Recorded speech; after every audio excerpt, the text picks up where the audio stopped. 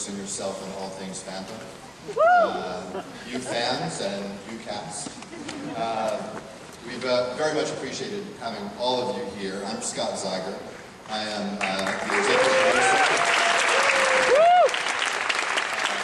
I'm the executive producer of Phantom, the Las Vegas Spectacular. And on behalf of everybody at our company, Base Entertainment, and the Really Useful Group, it's been an honor to have you come here and support us the way you have. When we first decided to do this show in this property, in this room, was a Guggenheim Art Museum, which we trashed and built this gorgeous theater. When we decided to do this, and we met with the owners of the Las Vegas Sands Corporation that owns the Venetian, the one thing that we promised them is that the show would be authentic and it would be real. It would have all the heart and soul of Phantom on Broadway and on the West End. And the only way that we could do that was to build this show with the consent, approval, and partnership of Andrew Lloyd Webber and the original creative team. And we wouldn't have gone one step further with Andrew if we could not have secured the absolute genius of Hal Prince as the captain of our ship.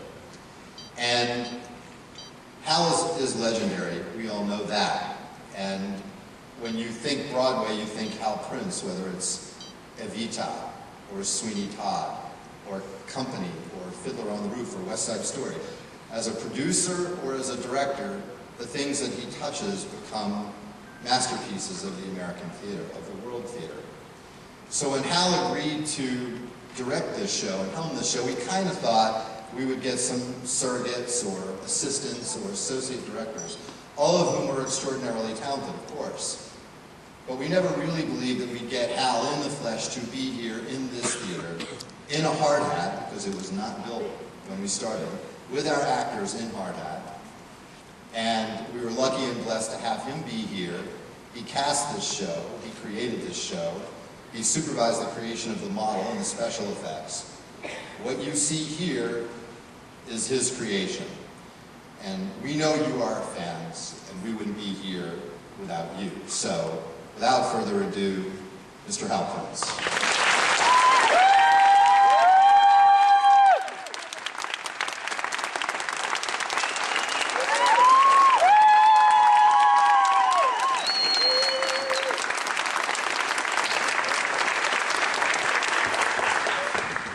Well, I knew the boxes would be full.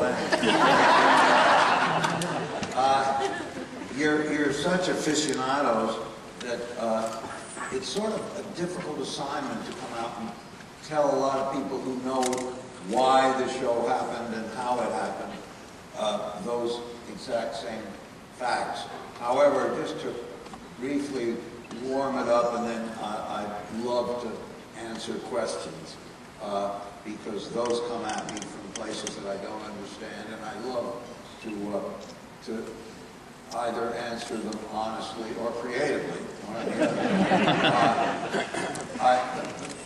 fact is that 23, 24 years ago, God, it's a long time ago, it could be even almost 25 years ago, I was sitting in a restaurant. I had done Evita, which was 30-something years in London, and Andrew Lloyd Webber was sitting across the room. I was having my coffee, and I was alone, and I don't know why I was there, working, I guess, and Andrew was sitting with Sarah Brightman, and he said, why don't you come on over and have a cup of coffee? I have an idea. So I switched tables, and he said, what would you think of a musical of Phantom of the Opera? And without any hesitation at all, I said, I'll do it. He didn't ask me to do it. But in any case, he then said, why did you say yes so quickly? Because I prevaricate rather frequently when I'm asked to do a show, and then, you know, you want to think what the traps are. And I said, because almost my entire theater-going life, I've been waiting to do a really romantic musical. I had started with one as a director when I did She Loves Me, and that was romantic. But other than that, there had been no unabashedly romantic musical since South Pacific, which was in 1949. And Andrew, it seems, was a great lover of South Pacific. And it is about as romantic as a musical can get. And you would think that the musical form would invite romantic subject matter. But if you think back at what you've seen, you know, The King and I is romantic, and it's Anna and the King, and it's very hands-off, except they dance. But it is romantic, but it's obscurely so. The other one that I always think of is My Fair Lady, and the most romantic moment in the whole show.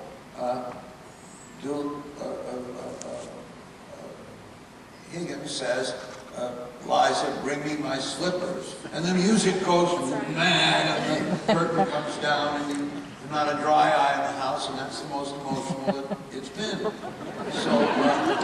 So we really were starved for something that really was unabashedly romantic. And this property was. I read the novel, and I liked the novel very much. We took a great deal of detail from the novel. For example, the whole Scandinavian mysterious stuff about dark stories from the north when Raoul and Christine meet again. There was a lot that the novel gave, which is, interestingly enough, the great silent film didn't deal in at all. The great silent film, which is a great silent film, was really grotesque in terms of what Lon Chaney did. So it was not, it was difficult to be really romantic about that subject. It made a hell of a good film. The book is romantic, and it's a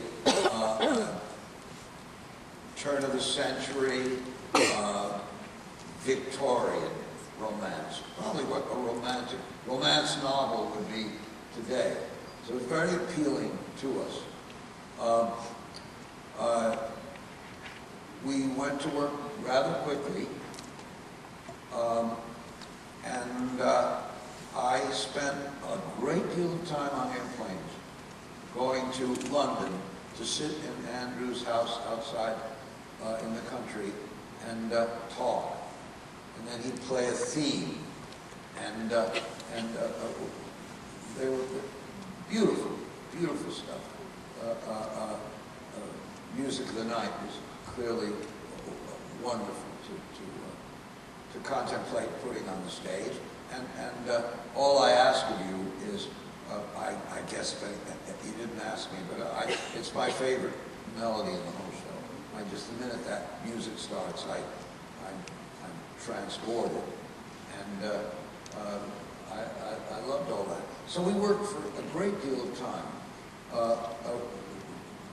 many trips, and simultaneously, I had been living in Europe in the summer. So when I agreed to do the show, I went to the Paris Opera House, and I had a connection there, and the assistant to the intendant of the Paris Opera, a young man, said, would you like to take a tour? And I said, sure.